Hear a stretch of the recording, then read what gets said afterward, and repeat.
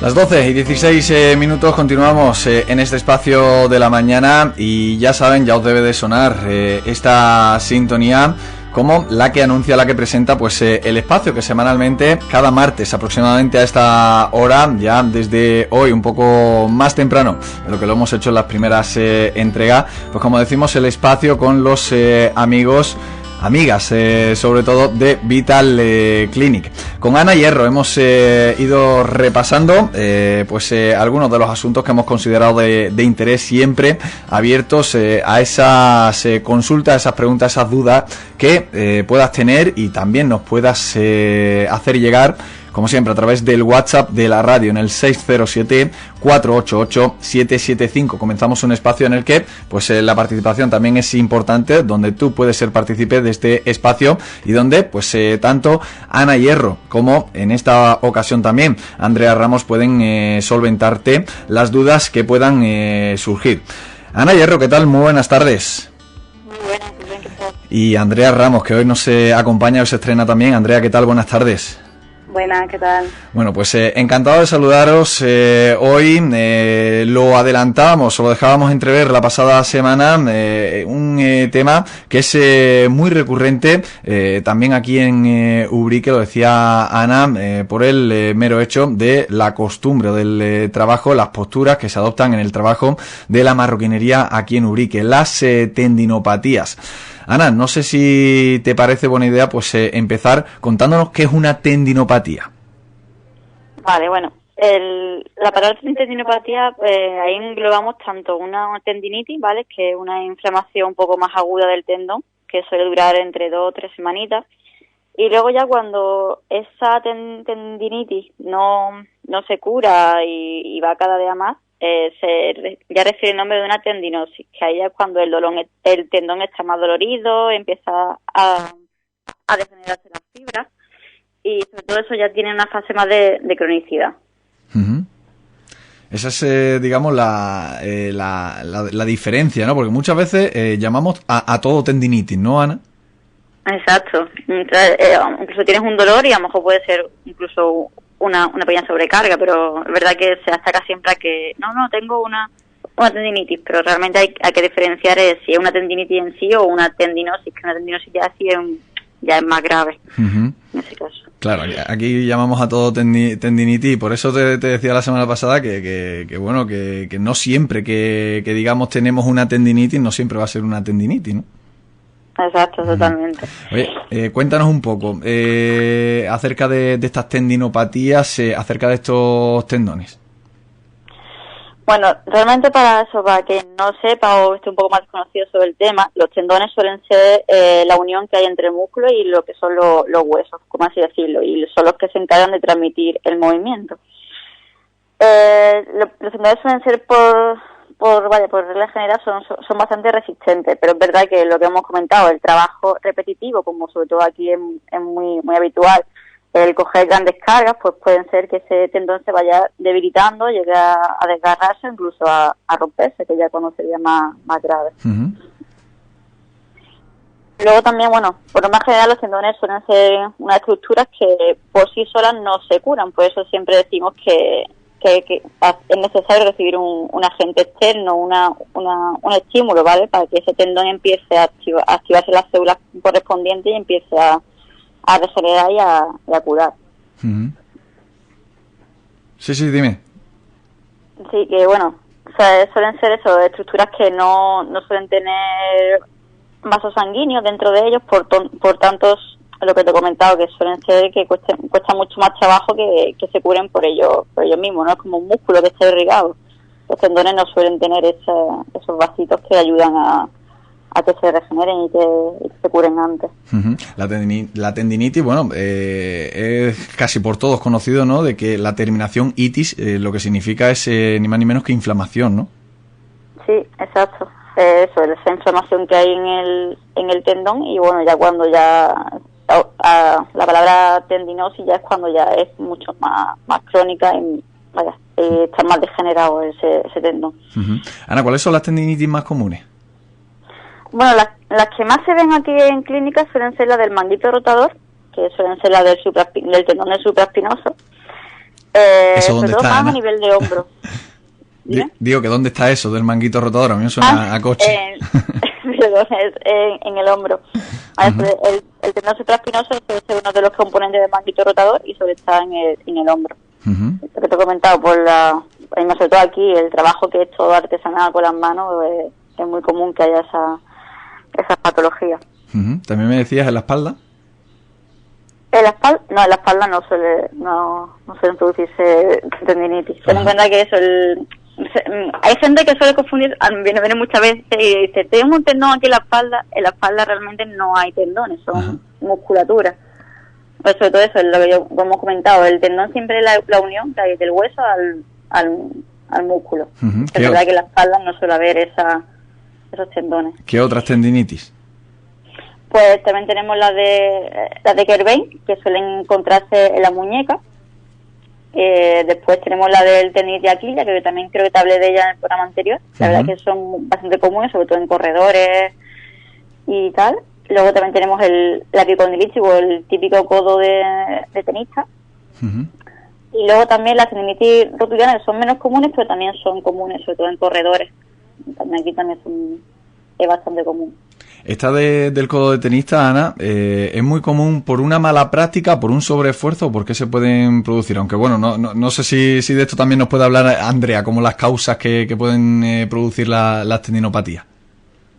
Pues las tendinopatías, las causas pueden ser varias. La verdad que aquí, como ha comentado Ana, con el trabajo de la piel, con los movimientos repetidos a lo largo del tiempo, también pueden pasar por lesiones deportivas. Por ejemplo, la gente ahora que está muy de moda el pádel y los deportes de raqueta, por ejemplo, la que comentas del codo, por distensión muscular, por posturas incorrectas, por dismetría de los miembros, también, por ejemplo, problemas más articulares como la artritis, por traumatismo o movimientos bruscos y sobre todo eso, sobrecargas musculares del sobreesfuerzo de los movimientos repetidos. Entonces, claro, la musculatura, como ha comentado Ana, que es la unión del músculo al hueso, entonces muchas veces por ahí o se parten o se tienen desgarros y demás.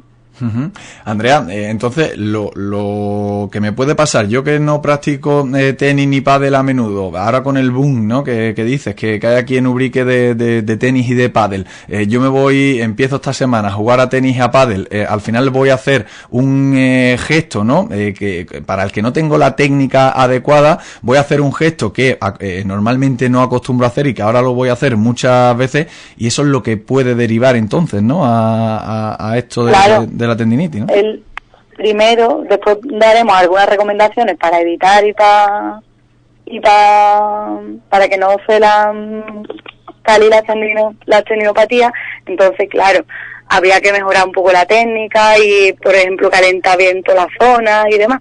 Pero vamos, que después hablaremos un poquito de las recomendaciones. Oye, ¿qué es eso de dismetría de miembros que has nombrado? Por ejemplo, cuando hay un acortamiento por ejemplo, del brazo o de las piernas, sobre todo, a lo mejor un poco las caderas un poco más altas o así, pues por ejemplo, sobre todo en el Aquiles, pues la gente a lo mejor va de puntilla, pues ahí suele, del sobreesfuerzo de tener que ir con el pie diferente, ya, hombre, eso se corregiría con plantilla y con ejercicio y demás, pero que suele pasar. También. Pues ahora vamos a hablar del tratamiento de las tendinopatías, pero antes, ¿cuáles son los síntomas?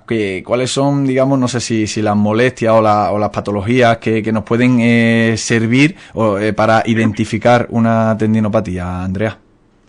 Pues mira, por ejemplo, lo que me estás comentando, pues al hacer algún movimiento tienes un dolor que solamente se inicia cuando realizas una actividad. O incluso durmiendo o en la movilización de una articulación.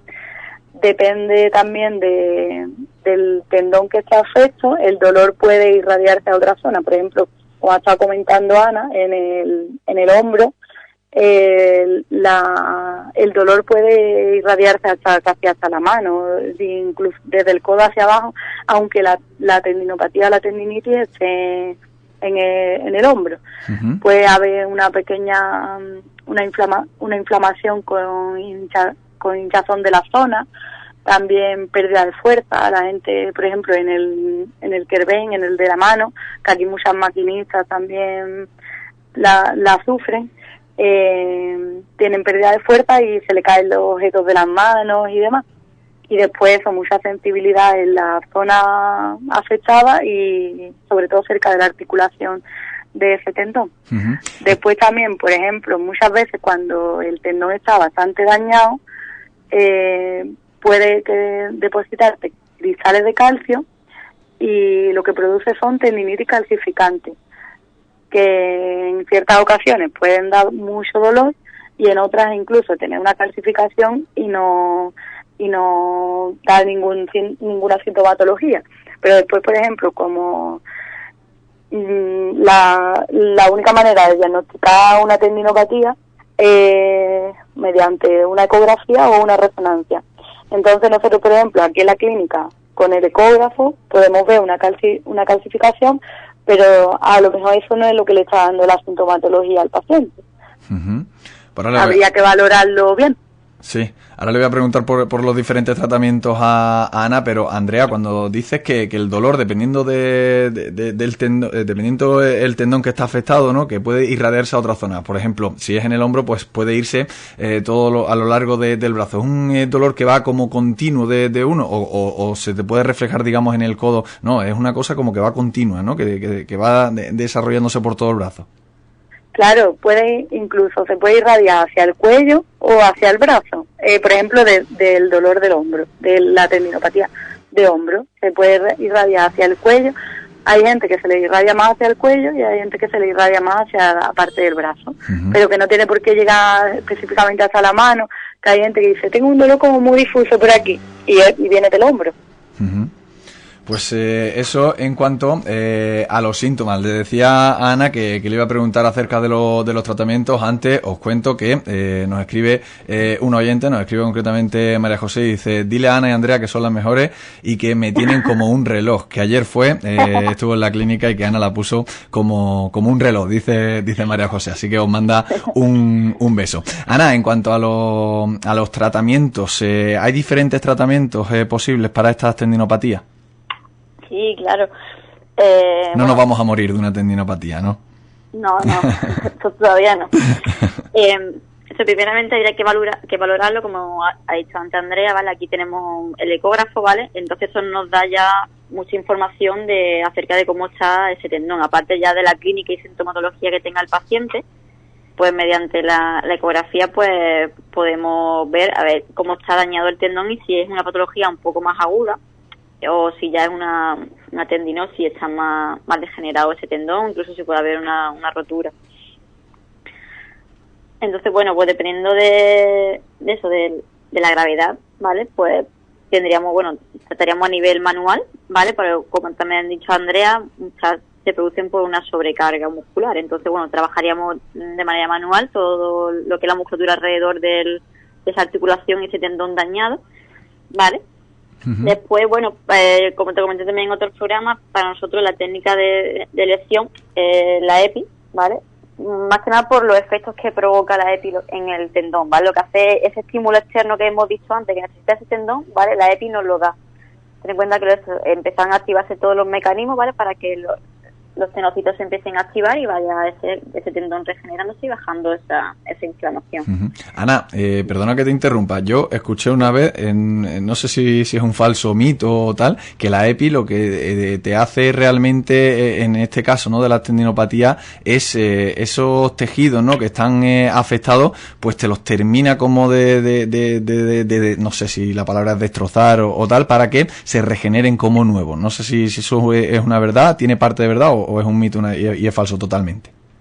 Bueno, eso depende también del objetivo que queramos hacer con la EPI. Entonces, bueno, en roturas musculares sí solemos metemos más carga para intentar romper esas fibras, pero en el tendón no es así. Lo que hacemos en el tendón es activar simplemente los mecanismos, ¿vale? Darle un estímulo externo al tendón para que se vaya activando esa célula y vaya empezando a regenerar. Ajá. Pues eso en cuanto En cuanto a la EPI, ¿que puede ser más dolorosa o menos en función de la zona, Ana? Claro, bueno, depende. Nosotros también le decimos mucho a los pacientes. Ahora, como tenemos también, aparte de la EPI, podemos usar también la microEPI, ¿vale? Que repartir la carga entre varias agujas que hayamos puesto. Entonces, bueno, siempre se va a intentar adaptar al umbral de dolor de cada paciente. No va a sufrir ni va... La EPI ha cambiado mucho desde que empezó. Entonces ahora podemos ajustar las cargas. Entonces, bueno, pues si a lo mejor te duele mucho, pues lo que hacemos es metemos más tiempo, ¿vale? A menos intensidad. Y realmente, bueno, eso al final te metemos los julios, la carga que nosotros veamos conveniente y la carga adecuada para que ese tendón vaya regenerando y se vaya estimulando esas células. Que no vas a sufrir, vas a sufrir. Sino que eso cada paciente tiene también un umbral de dolor y cada uno pues adaptamos siempre a cada paciente. Claro. Has dicho terapia manual y tratamiento ecoguiado por la EPI. ¿Qué más, Ana? Tenemos también la neuromodulación, que también le he comentado anteriormente, ¿vale? Que eso sirve para trabajar más específico el nervio, ¿vale? Siempre cuando hay una estructura lesionada también los nervios se ven afectados, entonces bueno, también hay que trabajarlo. Y después, bueno, en casos ya más graves, ¿vale? Tenemos también terapias médicas, como son los ácidos hialurónicos o los PRP, los plasmas ricos en plaquetas. ¿Qué es?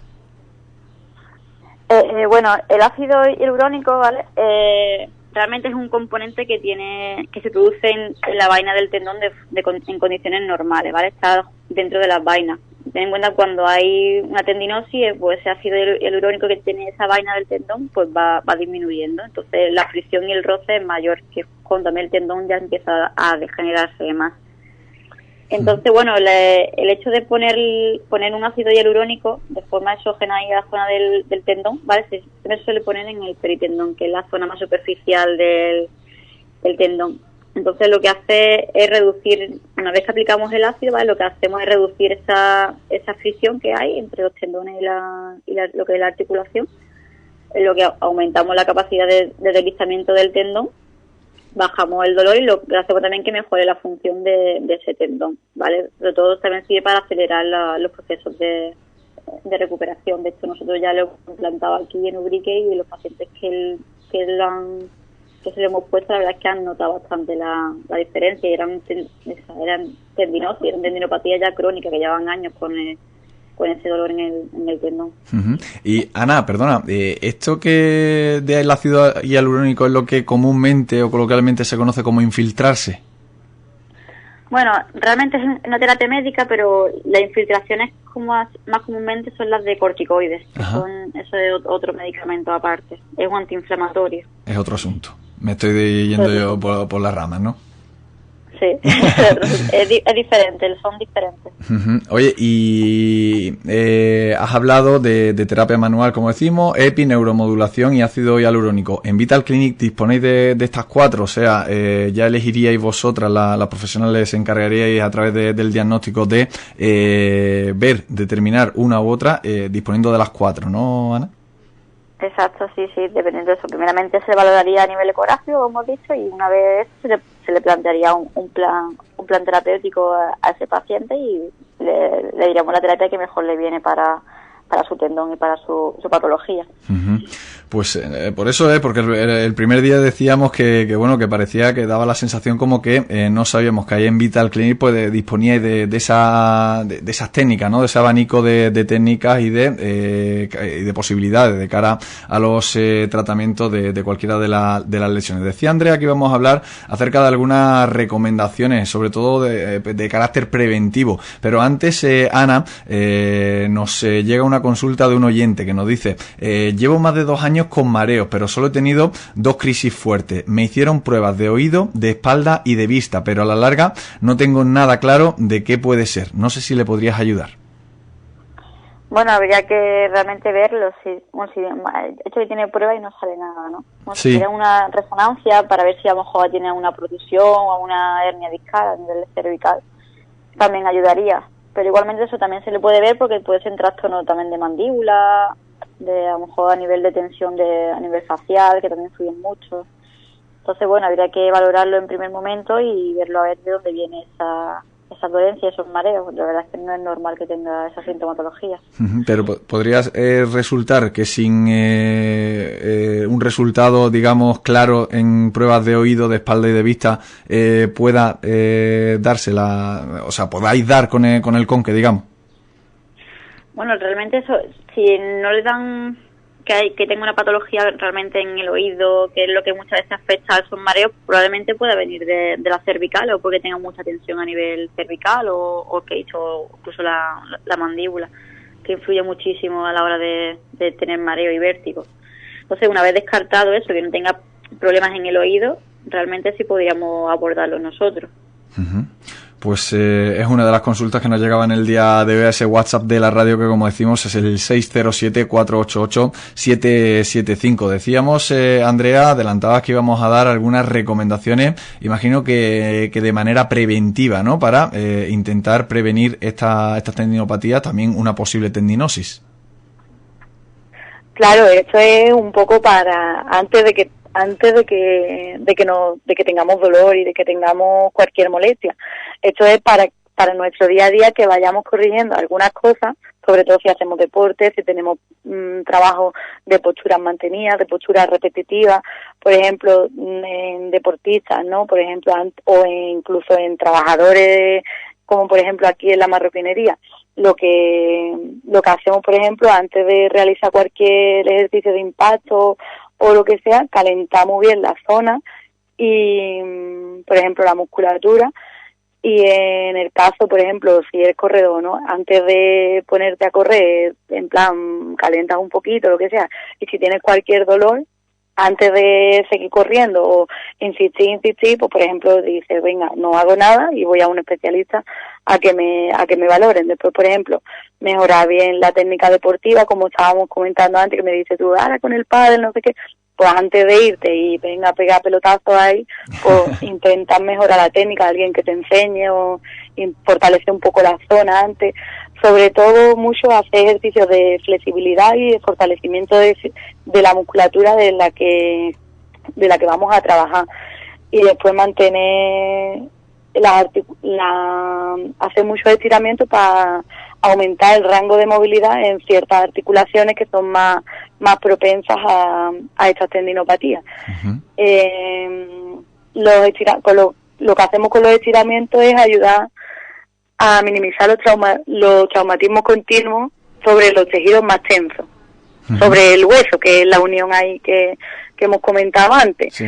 Después, sobre todo, evitar movimientos repetidos que puedan sobrecargar todas las zonas.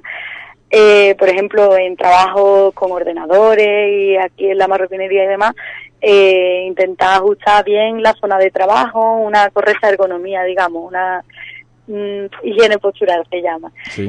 Por ejemplo, ajustar la silla, la mesa de trabajo, el teclado, y intentar que más o menos tengamos una comodidad en el trabajo, que no nos esté doliendo todo el rato el brazo o la espalda. Después, por ejemplo, en corredores o en ciertos trabajos, pues aplicar frío en la zona de la zona después de correr, o después de donde más dolor tengamos, sobre todo en la zona de tendones estamos hablando. Y después mantenerse muy hidratado para que en esa zona, como ha comentado Ana, que los tendones y esta zona no tienen vascularización propia, pues para vascularizar hidratando, ¿no? Lo que hacemos es vascularizar toda la zona de alrededor, la musculatura y todo. Entonces va para que ayude a realizar las funciones mejor. Esos consejos que son tan simples, Andrea, pero que tanto nos cuesta ponernos, ¿eh? Después de jugar al pádel, por ejemplo, ya que ha salido hoy el ejemplo, pues ponernos a estirar, que no nos cuesta nada, son 10 minutillos y lo bien que nos hacen, ¿no? La verdad que sí. Deberíamos, lo que pasa es que no ponemos mucha atención después a nosotros mismos. Oye, Andrea o Ana, nos llega una última consulta de los oyentes. Nos dice que si podríamos preguntaros, claro que sí, que un oyente al que dice que se le duermen los dedos de las manos y tiene un dolor intenso que no puede soportar. Dice que se le pasa cuando está dormida, o sea que dormida parece ser que no tiene esa noción del dolor, pero que se despierta ya con el dolor. Bueno, puede ser un poco también por la postura en la que haya estado durmiendo, o puede ser porque también ellos haya alguna patología o a nivel cervical, de hombro, de codo, incluso de la mano, ¿vale? Puede incluso ser túnel carpiano, por ejemplo, que hay mucho, o una cervicobraquialgia, que son dolores del cuello que se te van hacia la mano. Entonces habría que ver un poquito también de dónde viene ese dolor y qué articulación, aparte de la mano, le duele. O sea, a lo mejor puede ser que sea un dolor, como hemos comentado, un dolor de hombro que se irradia hacia la mano. Incluso esos problemas cervicales que también te puede dar dolor o que la zona se quede dormida de las manos. Uh-huh. Porque el hecho, o eso estoy aprendiendo yo hoy, ¿no? De que donde se refleja el dolor no tiene por qué estar la patología. Exacto, para nada. Incluso muchas veces hay sobrecarga en la espalda que te pueden dar dolores en hombros que se pueden, y podemos hacer una falsa tendinitis o un falso problema de hombro, por ejemplo. Vaya a ser el caso de pacientes que eso vemos a nivel corácico y a nivel de hombro no tienen nada. Y empezamos ahí a explorar a nivel de espalda y son puntos gatillo, son como contracturas, ¿vale? Que se irradian hacia otra zona, incluso de un dolor de aquí de espalda, de la zona escapular, se puede irradiar hacia la mano incluso. Uh-huh. Dice que... Pues digo que nunca está, lo que hemos dicho, nunca está el dolor donde lo tienes, que puedes venir de otro sitio irradiado. Uh-huh. Claro, dice que el oyente que se le va el dolor para el codo, pero que es insoportable, que le resulta insoportable el dolor o el adormecimiento de los dedos.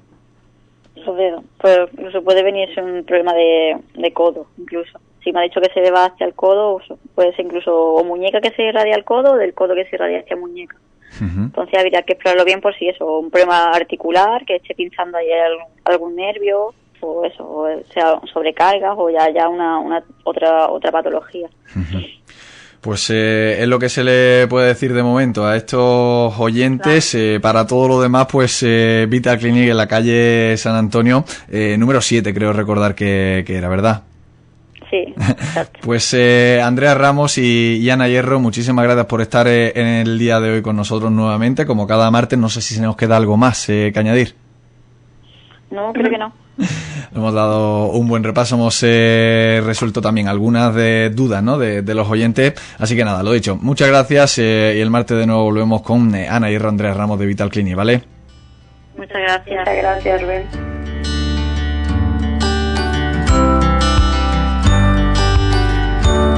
¿Lesión muscular? Deshazte de todas las dolencias a través de la fisioterapia avanzada para deportistas, trabajadores, conductores, personas mayores. Ha llegado a Ubrique la clínica de fisioterapia avanzada Vital Clinic. Te ayudamos a la recuperación de accidente, lesiones musculares, lumbagos, dolores cervicales, tendinitis, artrosis y ciática. Vital Clinic. Visítanos en calle San Antonio 7 en Ubrique o visita nuestra web fisioterapiaubrique.com y consigue un descuento aplicable en tu primera visita.